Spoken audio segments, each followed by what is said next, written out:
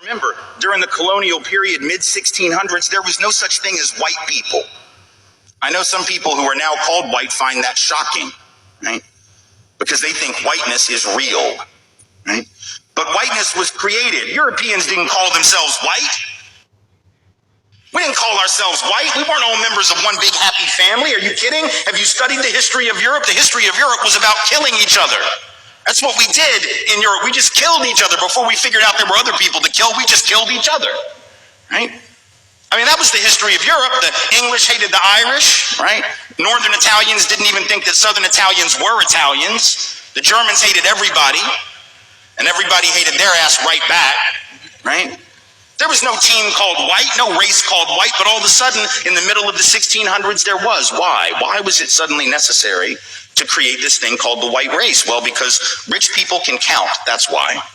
And so rich folks looked around, the ones that owned all the land, in the colonies, the colonial elite looked around and they realized something, that they were heavily outnumbered by African enslaved folks, by European indentured servants who were just one level above a slave, or other Europeans who weren't technically indentured servants, but they were still peasants, didn't have any money, didn't have any land, and they could do the math. They added it up and they were like, damn, we got to figure out a way to split these folks apart from one another or they're going to rise up and take our stuff. Right? Because after a while, these black folks who were enslaved Africans and these quote unquote white folks who were poor Europeans are going to figure out they're all getting played by these rich people. Right? So ultimately, the rich figure out they got to come up with some way to get somebody in that group on their team. The easiest thing is to get the poor Europeans. Right? Because at least they look like you. They sort of share some of the customs and the culture. So they all of a sudden create this thing called whiteness and they say, now you're part of the club. Now we're going to let you testify in court, enter into contracts, vote, at least if you're a man, own a little bit of land, at least if you're a man, right? And we're going to get rid of indentured servitude, no more of that, because you're too good for that. And we're going to take the white men, now called white men, and put them on the slave patrol to keep black people in line. Give them a horse and a gun and a badge and make them feel big and powerful, right? They're still poor.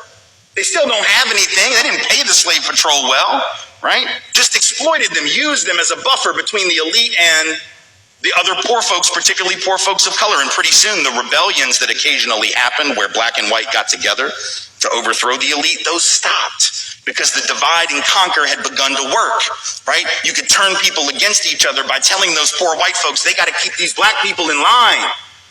And so that divide and conquer gets initiated in the colonies. Rich white men telling not rich white people that their enemies are black and brown.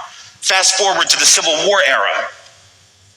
And you have, I'm from the South, right? My people, the elite in my part of the country, right, actually announced that the reason they wanted to break away from the Union and possibly go to war with their brothers and sisters to the north was in order to maintain slavery and white supremacy. They said that at the time. We lie about it now.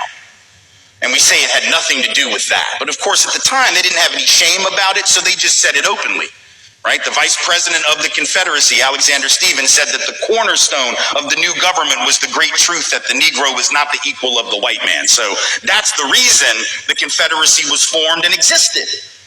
But here's the trick. If I'm rich and I want to go to war to protect my ownership in other human beings, my property, but you're poor and you don't own any enslaved people, why the hell would you go fight to protect my stuff?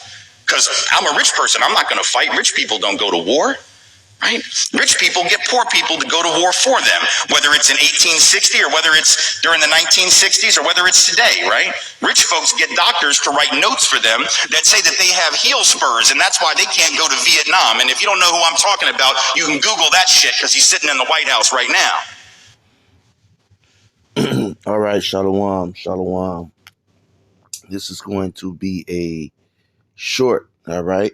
So I'd like to start off this short, okay? No matter if it's short or if it's long or if it's whatever, okay? Everything we do, all right? We give all praises and blessings to Yahweh, Bahashem, Yahweh Shai, Bahashem, Racha HaKodash. Double honors to the apostles, bishops, and elders of Great Millstone. Peace and salutations to the elect,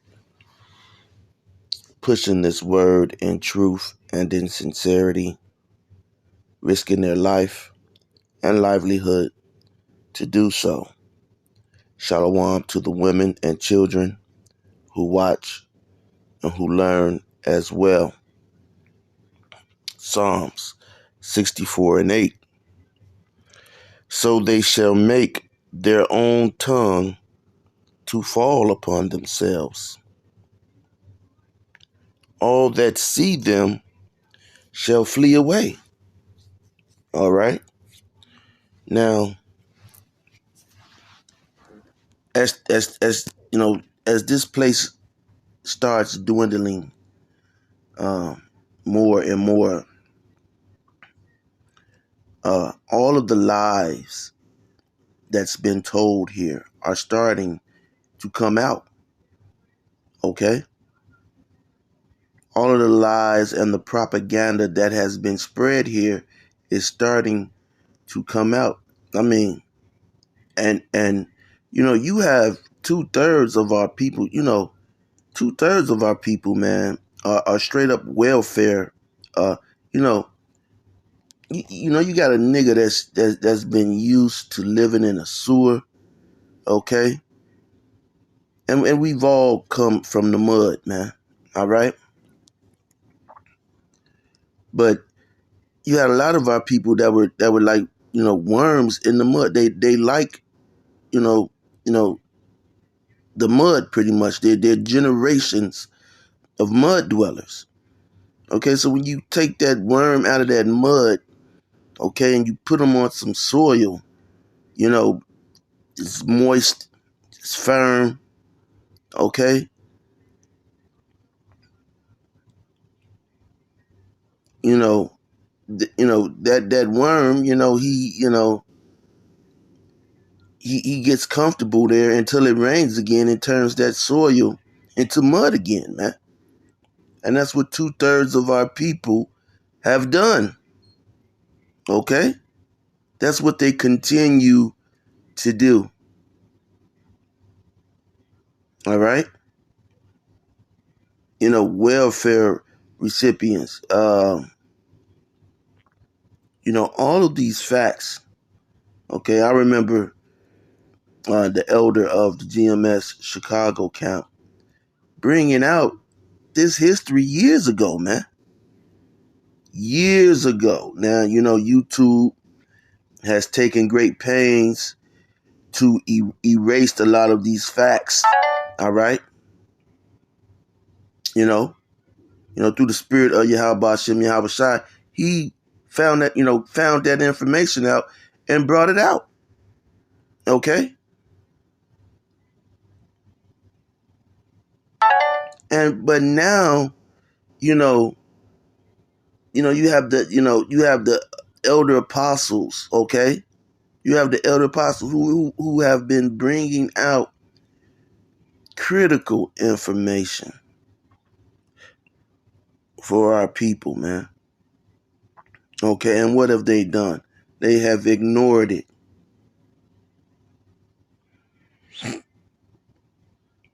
Okay? They have ignored it. But guess who's listening? Esau is listening. That's why you have Vocab Malone. He watches every move that we make. So when you got a crusty, broke, nigga with crust in the side of his lip, okay? His eyes stick together because he's so crusty and grungy, okay? Nigga full of pork and, okay? And other men's seed, okay? Because from sleeping with, these scandalous women, when they open their mouth and say, oh, what you Hebrew Israelites are doing is nothing. Okay? You got to look at a nigga like that, man, and just telling him to keep on moving. Okay? I mean, and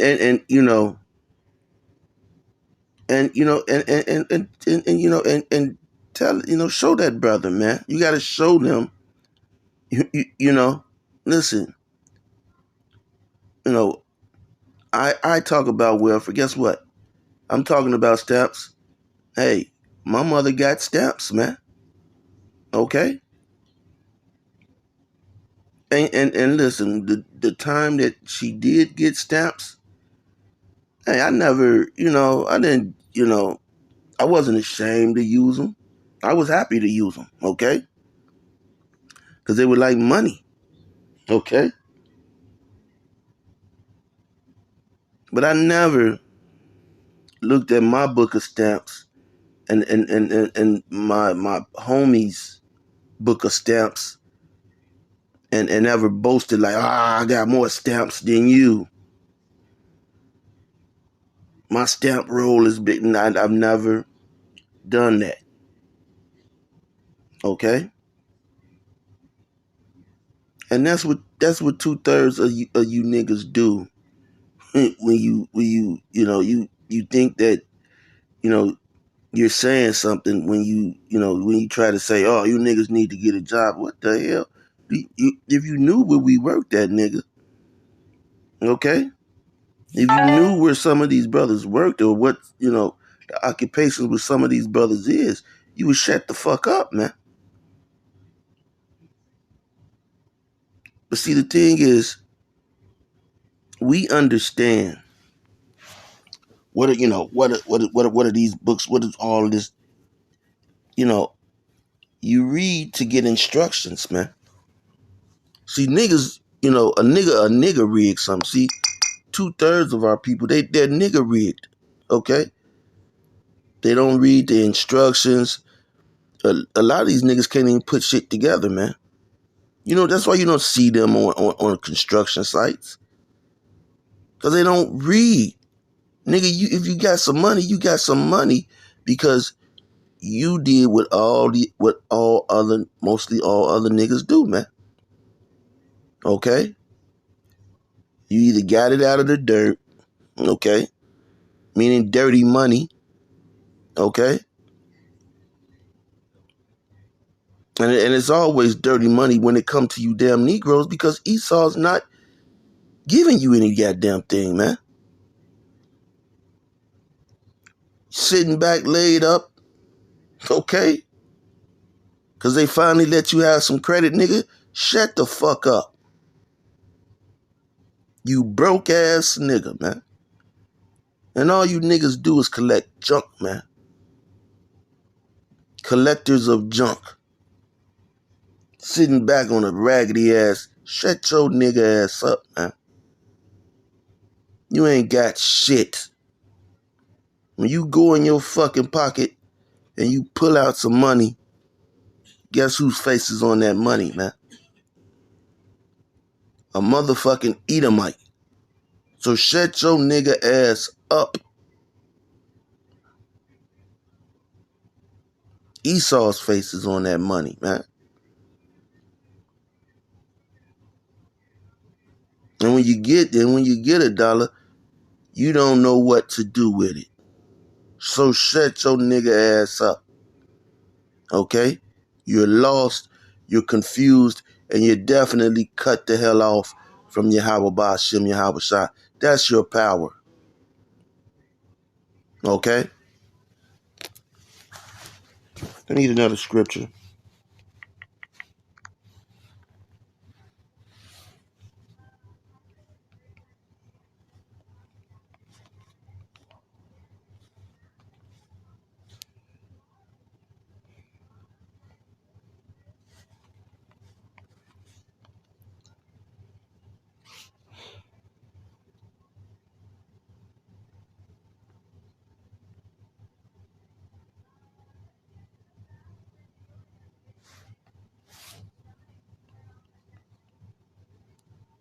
I'm typing too fast.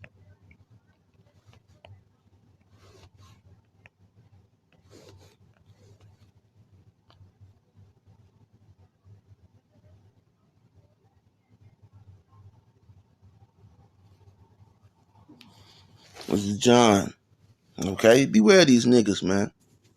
Okay? This is John 5:43.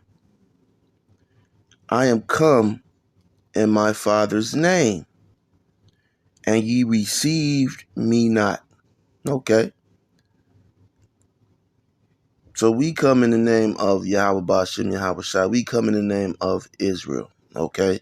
Letting you niggas know, okay, who you are. And I'm talking about the Northern Kingdom as well. All right. For anybody with any moist ass feelings. All right. What is that going to do for us right now? Nigga, you better be getting ready for what the fuck is about to come down, man. Whether it's about to come down now or any other time, man, because it's coming. You're like a bowling pin, man. You're one of those pins in the bowling alley, okay? Just because a motherfucker ain't made it to your alley, okay, to your lane to throw the ball, don't mean that motherfucking ball ain't coming. It's coming. This is Yahweh Shai speaking, man. I am come in my Father's name, and ye receive me not.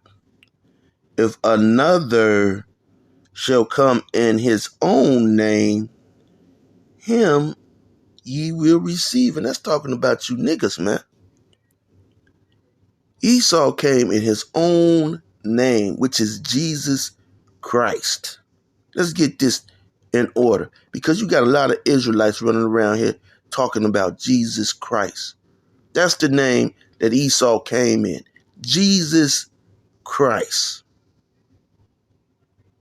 And you got Israelites out here saying that name. And that's who these Israelites receive. Okay?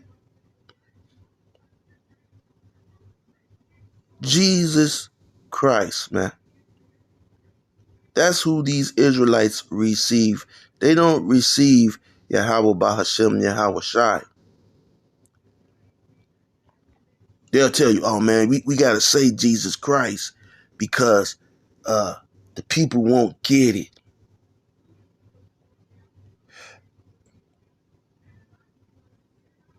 The so-called white man, these Edomites, okay, they came in the name of Jesus Christ. Okay? And that's who you have accepted. When you see that dollar, it should infuriate you that you see another person's face on the dollar bill. That means that you are inferior. This man is telling you they created a class system, white and black. And you're the black one, the loser. Your face is not on the money. Oh, they were going to put Harriet Tubman on a $20 bill. Or they were going to put Barack. Hell no. You out of your damn nigga mind. Okay? So like I said, this was going to be a short, okay? Their tongues shall fall on themselves, man. This place is done. And 2/3 of you, Krusty the Clown, dick in the booty, homosexual niggas, okay? Out there in your feelings, you mad, okay? Because you see real men standing up. And you're jealous, nigga. You're jealous. Okay? We don't want nothing to do with you, man. Just keep it moving. Keep it moving. You're beneath us, man. All right? Keep it moving. And if you feel froggy, then nigga jump. Okay? But you'll be wise to keep it moving. All right? Stay in your fucking lane. So with that, till next time, Shalom.